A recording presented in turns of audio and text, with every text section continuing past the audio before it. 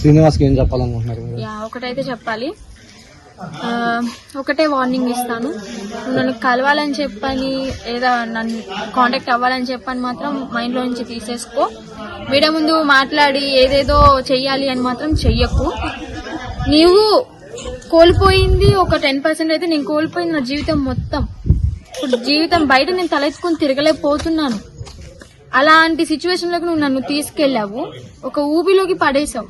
ఇప్పుడు నా ఊబిలో నుంచి బయటికి రావడానికి ట్రై చేసిన, ఎందుకంటే తెలివి అనేది వచ్చింది నాకు. ఇప్పుడు నువ్వు ఎలాంటివి ఏం చేసావు, ఎలాంటి మాటలు చెప్పావు అని తెలుసుకున్నాను. కాబట్టి ఆ ఊబిలో నుంచి ఏంటి మెల్లగా రోపెక్కి రావాలని టైం పడుతుంది కదా. అలాగే నీకు కూడా చెప్తున్నాను, ఇంకొకసారి నా గురించి ఏ మీడియాలో అయినా సరే మాట్లాడినా నీకు మంచిగా ఉండదు.